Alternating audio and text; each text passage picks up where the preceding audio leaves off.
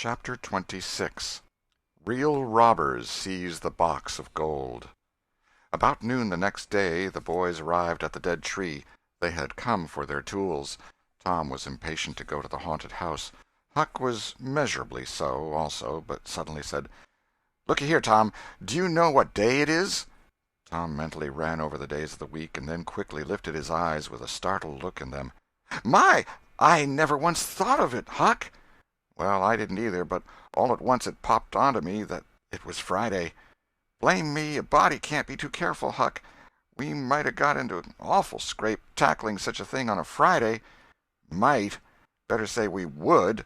There's some lucky days, maybe, but Friday ain't." "Any fool knows that. I don't reckon you was the first that found it out, Huck." "Well, I never said it was, did I? And Friday ain't all, neither. I had a rotten bad dream last night. Dreamt about rats." "No! Sure sign of trouble. Did they fight?" "No." "Well, that's good, Huck. When they don't fight it's only a sign that there's trouble around, you know. All we got to do is to look mighty sharp and keep out of it. We'll drop this thing for today and play. Do you know Robin Hood, Huck?" "No. Who's Robin Hood?" "Why, he was one of the greatest men that was ever in England, and the best. He was a robber." "Cracky, I wished I was." "Who did he rob?" "Only sheriffs and bishops and rich people and kings and such like. But he never bothered the poor. He loved 'em. He always divided up with 'em perfectly square." "Well, he must have been a brick." "I bet you he was, Huck. Oh, he was the noblest man that ever was. There ain't any such men now, I can tell you. He could lick any man in England with one hand tied behind him, and he could take his yew-bow and plug a 10-cent piece every time, a mile and a half." "What's a yew-bow?" "I don't know. It's some kind of a bow, of course, and if he hit that dime only on the edge, he would set down and cry and curse. But we'll play Robin Hood, and it's nobby fun. I'll learn you." "I'm agreed." So they played Robin Hood all afternoon, now and then casting a yearning eye down upon the haunted house and passing a remark about the morrow's prospects and possibilities there. As the sun began to sink into the west, they took their way homeward athwart the long shadows of the trees, and soon were buried from sight in the forests of Cardiff Hill. On Saturday, shortly after noon, the boys were at the dead tree again. They had a smoke and a chat in the shade, and then dug a little in their last hole, not with great hope, but merely because Tom said there were so many cases where people had given up a treasure after getting down within 6 inches of it, and then somebody else had come along and turned it up with a single thrust of a shovel. The thing failed this time, however, so the boys shouldered their tools and went away feeling that they had not trifled with fortune, but had fulfilled all the requirements that belong to the business of treasure hunting. When they reached the haunted house there was something so weird and grisly about the dead silence that reigned there under the baking sun, and something so depressing about the loneliness and desolation of the place, that they were afraid, for a moment, to venture in. Then they crept to the door and took a trembling peep. They saw a weed-grown, floorless room, unplastered, an ancient fireplace, vacant windows, a ruinous staircase, and here, there, and everywhere hung ragged and abandoned cobwebs. They presently entered, softly, with quickened pulses, talking in whispers, ears alert to catch the slightest sound, and muscles tense and ready for instant retreat. In a little while familiarity modified their fears, and they gave the place a critical and interested examination, rather admiring their own boldness, and wondering at it, too. Next they wanted to look upstairs.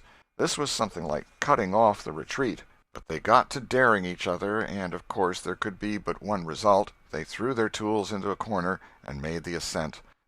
Up there were the same signs of decay. In one corner they found a closet that promised mystery, but the promise was a fraud. There was nothing in it. Their courage was up now and well in hand. They were about to go down and begin work when— "Shh!" said Tom.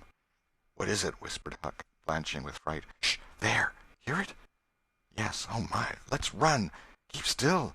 Don't you budge. They're coming right toward the door." The boys stretched themselves upon the floor with their eyes to knot-holes in the planking, and lay waiting in a misery of fear. "They've stopped. No, coming. Here they are. Don't whisper another word, Huck. My goodness, I wish I was out of this." 2 men entered. Each boy said to himself, There's the old deaf and dumb Spaniard that's been about town once or twice lately. Never saw t'other man before." T'other was a ragged, unkempt creature with nothing very pleasant in his face. The Spaniard was wrapped in a sarape. He had bushy white whiskers, long white hair flowed from under his sombrero, and he wore green goggles. When they came in, T'other was talking in a low voice. They sat down on the ground, facing the door, with their backs to the wall, and the speaker continued his remarks. His manner became less guarded and his words more distinct as he proceeded. "No," said he, "I've thought it all over, and I don't like it. It's dangerous." "Dangerous?" grunted the deaf and dumb Spaniard, to the vast surprise of the boys. "Milksop!" This voice made the boys gasp and quake. It was Injun Joe's. There was silence for some time. Then Joe said, "What's any more dangerous than that job up yonder? But nothing's come of it." "That's different. Away up the river so, and not another house about. 'Twon't ever be known that we tried, anyway, long as we didn't succeed." "Well, what's more dangerous than coming here in the daytime? Anybody would suspicion us that saw us." "I know that. But there warn't any other places handy after that fool of a job. I want to quit this shanty. I wanted to yesterday, only it weren't any use trying to stir out of here with those infernal boys playing over there on the hill right in full view." Those infernal boys quaked again under the inspiration of this remark, and thought how lucky it was that they had remembered it was Friday and concluded to wait a day. They wished in their hearts they had waited a year. The two men got out some food and made a luncheon. After a long and thoughtful silence, Injun Joe said, "Look here, lad, you go back up the river where you belong. Wait there till you hear from me. I'll take the chances on dropping into this town just once more for a look. We'll do that dangerous job after I've spied around a little and think things look well for it. Then for Texas. We'll leg it together." This was satisfactory. Both men presently fell to yawning, and Injun Joe said, "I'm dead for sleep. It's your turn to watch." He curled down into the weeds, and soon began to snore.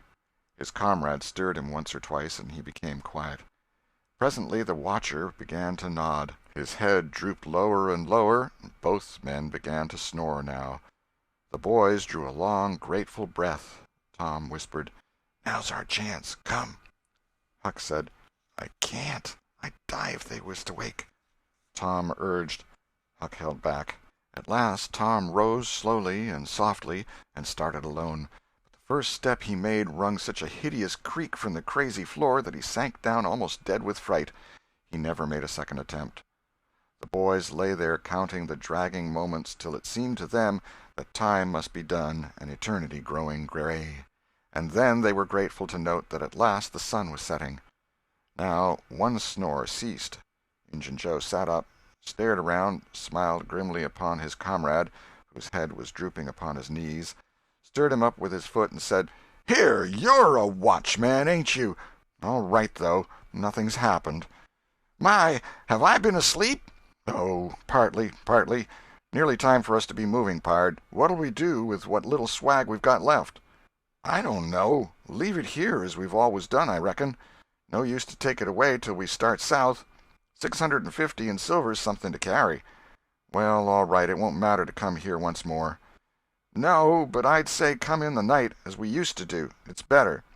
"Yes, but look here, it may be a good while before I get the right chance at that job. Accidents might happen.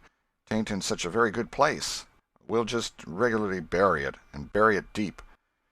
"Good idea," said the comrade, who walked across the room, knelt down, raised one of the rearward hearthstones, and took out a bag that jingled pleasantly. He subtracted from it $20 or $30 for himself, and as much for Injun Joe, and passed the bag to the latter, who was on his knees in the corner now, digging with his bowie-knife. The boys forgot all their fears, all their miseries in an instant. With gloating eyes they watched every movement. Luck! The splendor of it was beyond all imagination. $600 was money enough to make half a dozen boys rich. Here was treasure hunting under the happiest auspices. There would not be any bothersome uncertainty as to where to dig. They nudged each other every moment, eloquent nudges and easily understood, for they simply meant, "Oh, but ain't you glad now we're here?" Joe's knife struck upon something. "Hello," he said. "What is it?" said his comrade. "Half-rotten plank. "No, it's a box, I believe. Here, bear a hand and we'll see what it's here for. Never mind, I've broke a hole." He reached his hand in and drew it out. "Man, it's money!"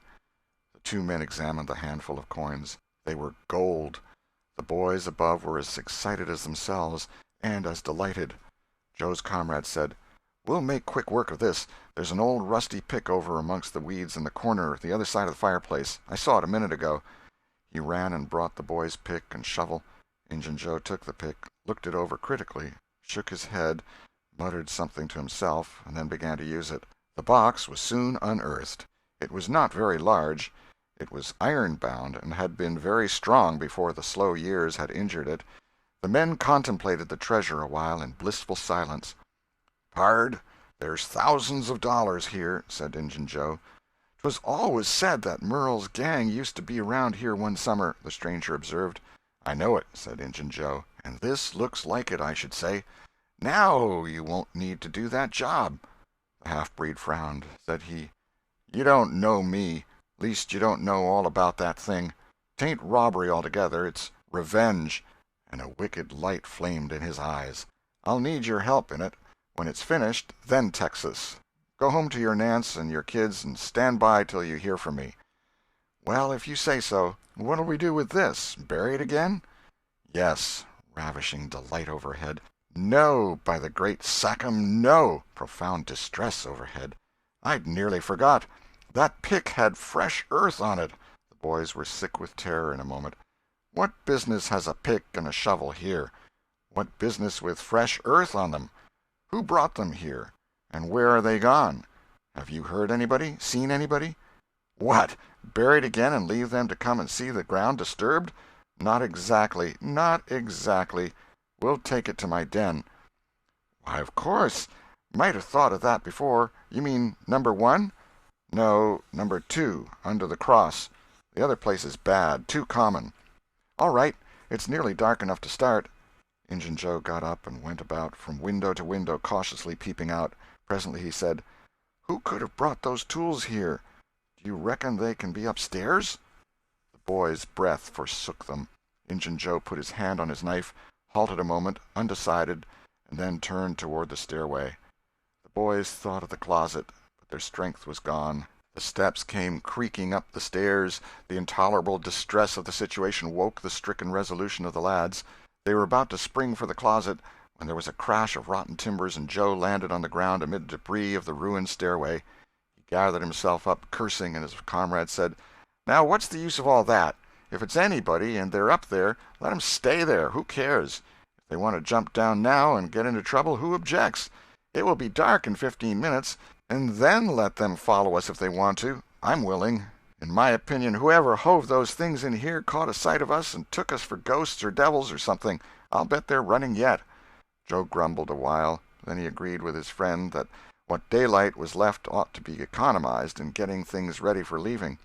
Shortly afterward they slipped out of the house in the deepening twilight and moved towards the river with their precious box. Tom and Huck rose up, weak but vastly relieved, and stared after them through the chinks between the logs of the house. Follow? Not they. They were content to reach ground again without broken necks and take the townward track over the hill. They did not talk much. They were too much absorbed in hating themselves, hating the ill luck that made them take the spade and the pick there. But for that, Injun Joe never would have suspected. He would have hidden the silver with the gold to wait there till his revenge was satisfied, and then he would have had the misfortune to find that money turn up missing. Bitter, bitter luck that the tools were ever brought there. They resolved to keep a lookout for that Spaniard when he should come to town spying out for chances to do his revengeful job, and follow him to number 2, wherever that might be. Then a ghastly thought occurred to Tom. "Revenge? What if he means us, Huck?" "Oh, don't," said Huck, nearly fainting. They talked it all over, and as they entered town they agreed to believe that he might possibly mean somebody else, at least that he might at least mean nobody but Tom, since only Tom had testified. Very, very small comfort it was to Tom to be alone in danger. Company would be palpable improvement, he thought.